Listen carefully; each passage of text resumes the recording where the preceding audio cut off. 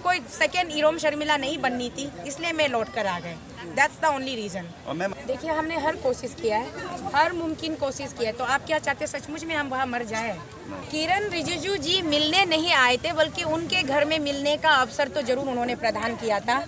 मोदी जी तक बिल्कुल कोई आवाज़ नहीं पहुंची, वहाँ से कोई रिस्पॉन्स नहीं आया। तभी हमने भी देख लिया कि अगर हम 100 साल भी दिल्ली पे रुकते हैं तो भी ये लोग तो हमें सुनेंगे नहीं, तो फिर फायदा क्या है दिल्ली में बैठने का।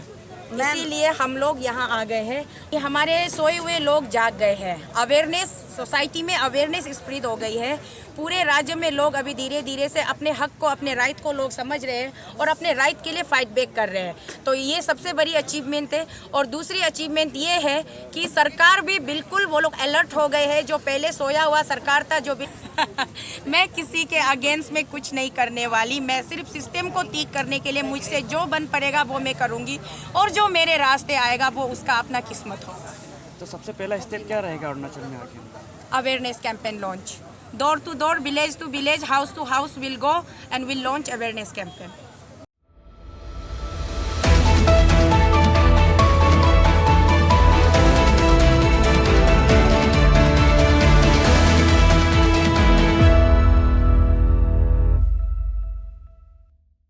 आप जो मैम जो जब दिल्ली पे थे, जब आप इतने महीने से मैम आप दिल्ली पे थे, तब आपने वहाँ पे कहा था कि मैम हम मर मिट जाएंगे, पर हमारा डिमांड जब तक डिमांड हमारा पूरा नहीं होंगे मैम, तब तक हम अरुणाचल में वापस नहीं आएंगे, हम मर मिट जाएंगे। मैम वो प्रश्न का मैम उत्तर चाहिए वही मैम। देखिए हमने हर कोशिश किया है, हर मुमकिन कोशिश की है, तो आप क्या चाहते हैं सचमुच में हम वहाँ मर जाए? देन तो इतना कोशिश करने के बाद जब वहाँ सुनता ही नहीं कोई, तो फाइनली आखिर में हमको कहाँ जाना है? अपना घर तो आना ही था। तो that's why I am back today. और यहाँ से हम अभी फुरेदना शुरू करेंगे कि लोग सुनते क्यों नहीं है हमें। ना सुनने लायक हमने ऐसी कौन सी बात कर दी है? सिस्टम में ऐसा क्या प्रॉब्लम है? हम सिस्टम से बाहर जाके तो कोई बात नहीं कर रहे, सिस्टम के अंदर रह के बात कर रहे हैं, फिर हमें अनसुना क्यों किया जा रहा है? ये अभी हम सबको समझना जरूरी है। मुझे कोई सेकेंड इरोम शर्मिला नहीं बननी थी, इसलिए मैं लौट कर आ गए। That's the only reason. और मैम आपने मैम इतने महीने मैम दिल्ली में बैठा, क्या मैम आप यहाँ वक्त वापस आते वक्त मैम आपने क्या आज मैम आप वहाँ पे मैम मोदी जी को मिले, और क्या हमारे यहाँ पे जो हमारे किरण सर है वो आपको मिलने आए कि नहीं आए मैम, वो जानने थे हमें। किरण रिजिजू जी मिलने नहीं आए थे, बल्कि उनके घर में मिलने का अवसर तो जरूर उन्होंने प्रदान किया था, और हम पूरे टीम के साथ उनके घर में हम मिलने गए थे। हमने अपना ज्ञापन भी उनको सौंपा। उसके बाद में उन्होंने हमें ये प्रॉमिस भी किया था कि वो हमारे ज्ञापन को पढ़ेंगे, पढ़ने के बाद में वो उस पर वो अपनी पार्टी के पार्लियामेंट्री बोर्ड में वो चर्चा करेंगे, और करप्शन को कंट्रोल करने के लिए वो हर मुमकिन कोशिश वो करेंगे जितना उनसे बन पड़ेगा। लेकिन वो वादा ही रह गया, आज तक उन्होंने कुछ नहीं किया। उसके बाद मोदी जी से मिलना तो बहुत दूर की बात, हमारी आवाज़ तक मोदी जी के कान तक नहीं पहुँचे इतने महीने में। ज़रा सोच के देखिए, मोदी जी तक बिल्कुल कोई आवाज़ नहीं पहुँची, वहाँ से कोई रिस्पॉन्स नहीं आया। तभी हमने भी देख लिया कि अगर हम 100 साल भी दिल्ली पे रुकते हैं तो भी ये लोग तो हमें सुनेंगे नहीं, तो फिर फायदा क्या है दिल्ली में बैठने का।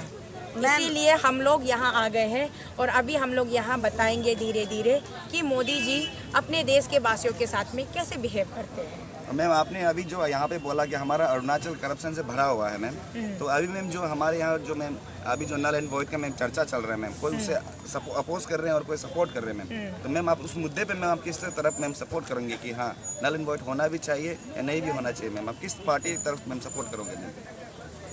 मेरा स्टैंड क्लियर है। This is not a political topic, this is a constitutional and judicial topic. This is a matter of constitutional and judicial. What is written there in the law recruitment policy, that has to be implemented. Neither I support nor I oppose. I should follow with the law. That's it. Ma'am आपने जुलाई से शुरू किया था, 2500 kilometre आपने पैदल चलाए। It's a very huge step ना। तो इतना आप लोगों ने आंदोलन किया, तो उसमें आप लोगों ने क्या क्या अचीव किया एज पर यू ना, क्या क्या अचीव किया एंड क्या क्या अचीव नहीं कर पाए? अचीवमेंट बहुत बढ़िया ये रहा कि हमारे सोए हुए लोग जाग गए हैं। अवेयरनेस सोसाइटी में अवेयरनेस स्प्रेड हो गई है। पूरे राज्य में लोग अभी धीरे धीरे से अपने हक को, अपने राइट को लोग समझ रहे हैं और अपने राइट के लिए फाइट बैक कर रहे हैं। तो ये सबसे बड़ी अचीवमेंट है। और दूसरी अचीवमेंट ये है कि सरकार भी बिल्कुल वो लोग अलर्ट हो गए हैं। जो पहले सोया हुआ सरकार था, जो बिल्कुल एक काइंड ऑफ लाइक कि कौन क्या कर रहा है, खा रहा है, पी रहा है, मर रहा है, nothing to do with that, वो अपने आप से चलते थे। आज वो सतर्क हो गए हैं, सजग हो गए और गांव-गांव, डिस्ट्रिक्ट पहुंच करके वो डेवलपमेंट्स के पैकेजेस वो ऐलान कर रहे हैं और अच्छे वादे कर रहे हैं, पब्लिक को लुभाने की कोशिश कर रहे हैं। This is the biggest achievement of team AAC, what I feel is. Ma'am अभी तक तो आप और स्टेट AAC और जो स्टेट गवर्नमेंट का अगेंस्ट में चल रहा था, तो अभी क्या हम लोग ये मान सकते हैं कि अभी आप यूनियन जो गवर्नमेंट है उसके अगेंस्ट में भी आप कुछ स्टेप्स उठाएंगे, मूवमेंट करेंगे? मैं किसी के अगेंस्ट में कुछ नहीं करने वाली। मैं सिर्फ सिस्टम को ठीक करने के लिए मुझसे जो बन पड़ेगा वो मैं करूँगी और जो मेरे रास्ते आएगा वो उसका अपना किस्मत होगा। तो सबसे पहला स्टेप क्या रहेगा अरुणाचल में आके? Awareness campaign launch, door to door, village to village, house to house will go and will launch awareness campaign. Ma'am as आप तो ये मूवमेंट का लाइक फोर फ्रंट लेडी था, एज ए फीमेल आपने ये मूवमेंट को आगे बढ़ाया था। व्हाट मोटिवेटेड यू आप, क्योंकि बहुत मुश्किल पड़ा होगा इतना दिल्ली जाके वापस आने के लिए। एज ए फीमेल लीडर आप व्हाट मोटिवेटेड यू आप? Actually, I forgot that I am a female. I only remember that I am a human being. So, being a human being, I initiated it and I tried best of the best my efforts, and still I am trying and will keep it continue till the last breath of my life. That's it. Thank you, all of you. मैंने थोड़ी देर पहले भी अपनी deliverance में बताया कि वहाँ पे थोड़ा सा परमिशन का चक्कर रहता है धरना के लिए। तो परमिशन का चक्कर और परमिशन के लिए आपको गोल गोल 15-20 ऑफिसेस में घुमाते रहते हैं। उसके बाद में जब उन लोगों को लगा कि अरुणाचल वाले दिल्ली आकर के बड़ा हंगामा कर रहे हैं, उनकी बड़ी बेइज्जती हो रही है, भारत के अलग अलग हिस्सों में भी खबर जा रही है, तो भारत की सरकार ने सोचा कि थोड़ा सा कुछ एक बहानाबाजी करके इनको परमिशन ना दिया जाए ताकि ये और हल्ला बोल ना मचाए। तो ये उनकी एक साजिश थी और वो काफ़ी हद तक उन लोगों ने हमें लटकाया भी। बाय देन फाइनली हमने रामलीला मैदान का परमिशन निकाला और वहाँ से हमने बिल्कुल अनाउंस भी कर दिया कि अब और हम भीख नहीं मांगेंगे। भीख मांगने की भी एक हद होती है, एक लिमिट होती है, और हम तो भिखारी से भी बदतर निकले कि हम मांगते जा रहे और वो हमें सुन नहीं रहे। तो हमने कह दिया कि हम और भीख नहीं मांगेंगे, अब हम सड़कों पर उतरेंगे, घर घर जाएंगे, गाँव जाएंगे, प्रदेश जाएंगे। अगर किसी प्रदेश से मुझे न्योता आता है तो मैं किसी भी प्रदेश में निकलने के लिए तैयार हूँ कि राज्य की सरकार के साथ साथ केंद्र की सरकार अपने देशवासियों के साथ कैसा व्यवहार करता है, ये हर एक देश के जनता को जानने का हक है। मैडम आपका घर वापस आने का क्या कारण है? घर वापस आने का मैम आप लोग इतना बड़ा इशू लेके आप दिल्ली तक पहुंच गया था, अभी आप वापस आ गए तो आप क्या रिजल्ट से आप खुश है, मतलब आप सेटिस्फाई हो गए घर वापस? मैं बिल्कुल खुश हूँ माय डियर ब्रदर्स, मैं बहुत ज्यादा खुश हूँ। मेरे खुशी का कोई ठिकाना नहीं है, क्योंकि भारत के सरकार के कान तक पहुँचाने के लिए 2400 किलोमीटर की डेस्टिनेशन को हमने तय करके 1900 किलोमीटर की पदयात्रा को हमने पूरा किया है।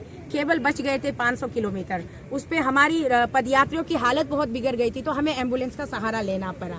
इसीलिए हम गौरवता के साथ, गौरवपूर्वक हम वहाँ पहुँचे और हमने वो काम कर दिखाया जो आज तक भारत में किसी ने नहीं किया। ये भारत देश में पहली एक ऐतिहासिक ये एक मूवमेंट थी जो यहाँ से पदयात्रा करते हुए भारत की राजधानी दिल्ली तक पहुंचे और वहाँ पर भी इतने महीने डट कर खड़े रहे और अपनी आवाज को बुलंद करती रही, और आज वहाँ से बुलंद करते हुए यहाँ तक हम पहुंचे और यहाँ से फिर हम अपना बिगुल बजाएंगे और वापस दिल्ली के सरकार तक हमारी आवाज गोल गोल घूमते हुए भ्रमण में फिर वापस उनके कान तक जाएंगे। मैडम आप लोग बहुत महीना वहाँ पे बैठा है, तो वहाँ से PM ऑफिस भी आप लोग जाने का ट्राई किया और किरण आप लोग मिला है मैडम वहाँ पे? जी, किरण रिजिजू जी से मिले, PMO को कई बार अपॉइंटमेंट मांगा, नहीं दिया, राष्ट्रपति जी को कई बार अपॉइंटमेंट मांगा, नहीं दिया, पार्टी के प्रेसिडेंट को भी कई बार अपॉइंटमेंट मांगा, नहीं दिया। तो हम क्या कर सकते हैं?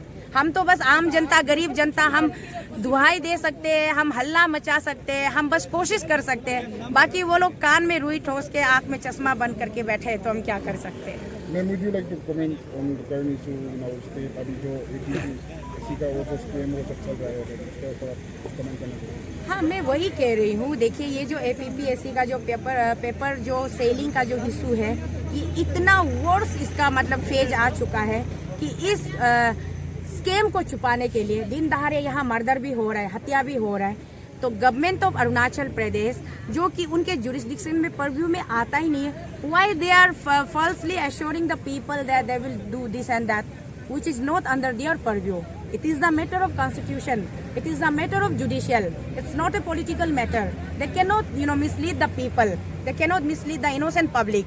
Whereas everything is clearly written in that APPSC recruitment job policy में जो है वहाँ पे it is clearly written. If अगर कोई यहाँ पे at the most कोई interfere कर सकता है, that is the governor of the state. He has the constitutional, he is the member of constitution, so he has got the constitutional power, so he can interfere. Otherwise, even chief minister himself cannot do anything. This is the fact. Thank you, all of you.